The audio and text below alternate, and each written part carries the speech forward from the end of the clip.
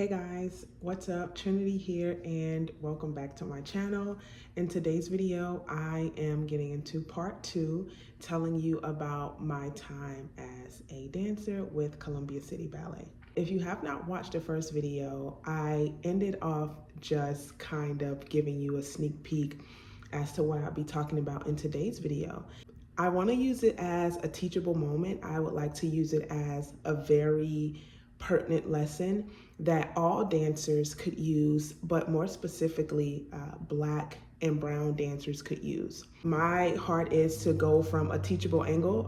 You'll laugh, you'll probably get a little upset, but it's all good in the end, and we're still here to help you become more visible, valuable dance artists with a mind for longevity for your professional dance career. It was the time of the season where the company was preparing for one of the ballets that outlines the celebration, if you will, of an artist named Jonathan Green and his paintings. And so the premise of this ballet, Off the Wall and Onto the Stage, just sort of brings these still paintings, these tableaus to life, while also telling some of the stories of the Gullah people and just a lot about what the artist knew about those people, about that environment growing up in South Carolina. At this point, I was really excited to do this work because I felt like this was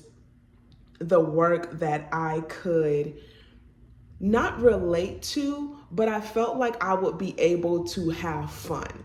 This was my first season. So much happened my first season. Obviously, I get cast way more than I thought I would get cast because I was not getting cast like that in Nutcracker. We did another show. I was cast in one work, which was great because I loved it. But we're getting ready for Off the Wall, and they bring in guest artists, which to my surprise are all artists that I've worked with before, okay? And so it was sort of like a celebration, you know what I mean? It was like, oh my gosh, this is going to be so great. Like, I have not seen you guys since we did Swan Lake and, you know, X, Y, and Z. From the moment the cast sheet went up, you could literally feel the vibe and the temperature in the building drop. It got so cold and it got so weird and eerie. And I'm like, wow, is everyone feeling this way because we're doing a ballet and, you know, it's where you have to portray darker skinned people, African-American people. So that was kind of weird to me. But again, I was just like so hyped that I would be able to do something to have fun. Obviously, you could have fun in a Nutcracker, but it's just kind of like, with a work like Off the Wall, I was really able to like going to different human characters, right? And just really like get the vibe going, right? Okay. So that was that. It was really weird. Dancers were acting weird. People felt some type of way because they were not cast. And I mean, I understand that. But it was just honestly, I guess it was something that maybe was difficult for leadership because it's like, okay, we have these Black girls here. So obviously let's cast the Black girls mostly. And, you know, a lot of the other dancers who were actually in the company were left out. You know what I mean? Like they were not as seen in this ballet as they were in the ballets earlier in the season. It was just very, very weird because you had like the racial tension, and then obviously Corona was happening, and that was a thing in itself as well. So these two dynamics sort of started to like get all together. And I remember one day things just hit the fan, and the three women who came in to guest, something happened, and I guess they felt disrespected, and they felt like they should not have to do certain things. And so this was, again, a mixture of the Corona stuff happening and then like the racial tension happening. At this point in time, I did not have camaraderie with anyone in the company. Like no one was talking to me. Like sometimes I would try to just kind of scooch over to sit with the rest of the core just to kind of try to put myself around the conversation so I didn't seem like I was being standoffish, but no one was really inviting me in. So when, you know, some dancers came that I knew, I'm like, okay, yeah, bet, let's do all of the things, right? So this day comes, this one specific day, this entire time, like stuff was hitting the fan. It was just crazy work. I just had a flashback. So many crazy things happened. I can't even get into all of it in this video. So things hit the fan, and I remember the next day continuing a thought that said, Trinity, you literally have a choice to make. I have to make the decision like, okay, Trinity, you see what's happening. You see how it's affecting people that you know, even if they, you know, were complete strangers still. And, but at the end of the day, they're guest artists. And at the end of that same day, you're actually employed here in the dance company. And so I can just remember getting up that morning after this whole big ordeal, debacle, messed up stuff, tension had sort of boiled over. I was just like, oh my gosh, like I don't want to go into work today. I don't want to see these people. It is so very evident what is taking place, but no one is saying anything. You know what I'm saying? It's like, from my vantage point, I didn't see anyone, dancers or leadership, talking, trying to bring everyone together to sort of rectify the situation and smooth things out and, you know, just kind of talk to everyone to get us to like, you know, just chill and vibe. So I remember getting up that morning and being totally off my normal routine. I'm usually to the studio early, put my things away in the studio by my spot and just waiting for class. But this particular day, I was like not on my usual time. I was not late for the workday. That's a no-no. I don't care. That's a no-no. But I was late for the time that Trinity usually gets in. And I remember walking into the studio space, the door is open, everyone is at the bar. This is like 2 minutes until music, right? Everyone's at the bar. And I remember it being so silent, you could hear a pin drop. It was so silent in there. And everyone just sort of looked at me.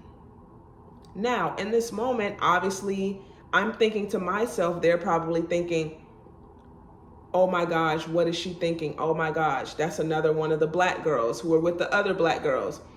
Mind you, this is my first season and nobody has been talking to me, so they don't know me. You know, I'm thinking to myself, they're probably like, more than anything, surprised to see me because the other women who are guesting with us have not shown up. In that moment, I was really, really happy that I made the right decision, which is, Trinity, you're employed here. You're fully contracted here. Stay in your lane. I remember getting to the theater and the girls are still nowhere to be found. They still had not shown up. But can you blame them? There was so much going on. So by the time they actually showed up, they had pushed our rehearsal back in the theater, maybe like an hour, hour and a half, maybe 2 hours. And I just remember, you know, this kind of weird thing happening where I'm on the phone with one of the girls, just kind of, you know, seeing what's going on, talking to her. And I'm like, hey, you know, like, I get it. I understand. Boom, boom, boom. I'm talking to her while I'm in the dressing room. I get it. I understand. Boom, boom, boom. And then I'm still in my mind like, man, but what's happening, what has been happening throughout us preparing for the show, just like, it's not right. Like, dancers should not be feeling like, oh, we're crap now, or we don't get cast because we're white and this is a black ballet. But then the black dancers shouldn't feel like, oh, we can't be happy and we can't do this, and we're outcast because we're cast in this ballet and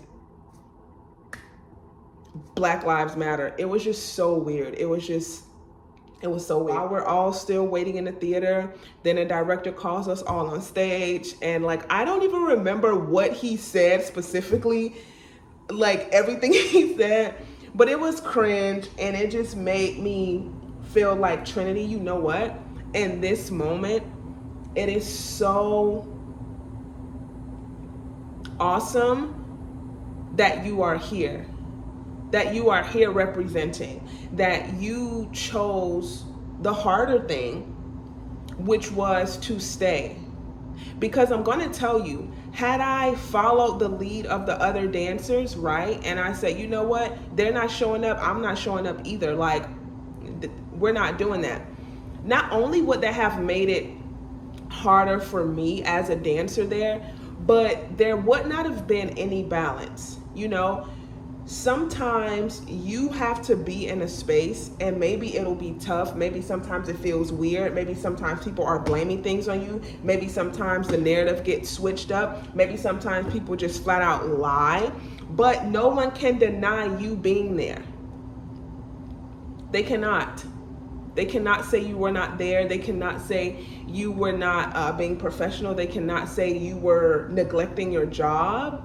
They can't say that. The girls eventually showed up. We eventually had rehearsals. We eventually ran the work and ran it throughout, you know, its course at the theater. And, you know, I just remember having to tell the director, you know, a couple days or so after, you know, we were talking and, you know, he was just telling me some things. And he said to me, he was like, what's the issue now? Like, the last time you left and you didn't even come to rehearsals. And I had to stop him. I said, oh, that wasn't me. I was actually at the rehearsals.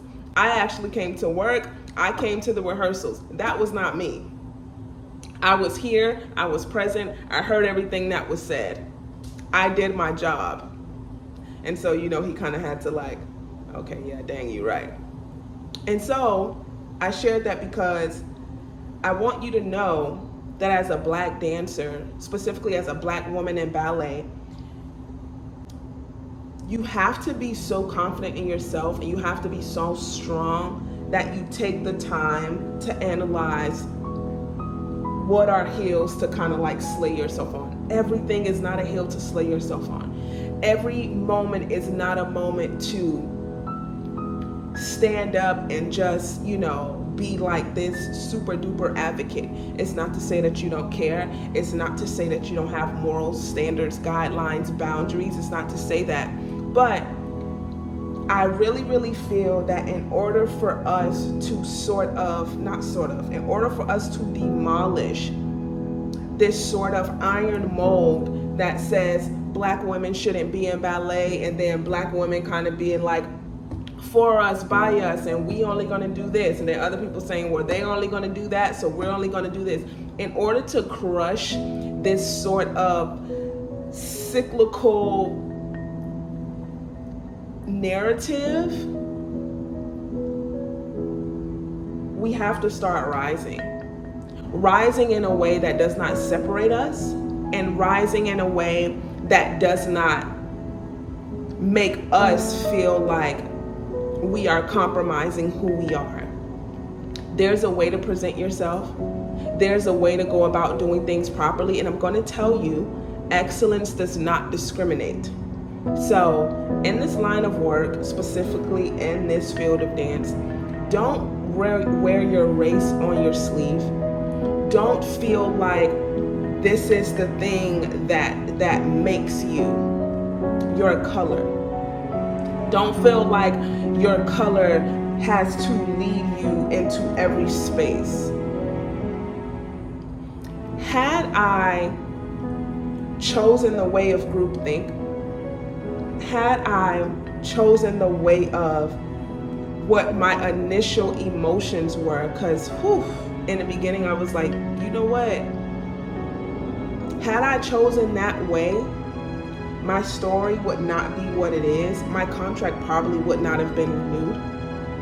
And I would not have a story that is not only empowering, but a story that has etched its way into the history of not only ballet, but Columbia City Ballet as a company. And so, once again, I'm taking the time to share my stories because I don't need anybody else telling my stories. And I think more Black women in ballet need to know that they are victors and never victims. All right, guys. As always, I absolutely love being in this space with you. And until next time, happy dancing.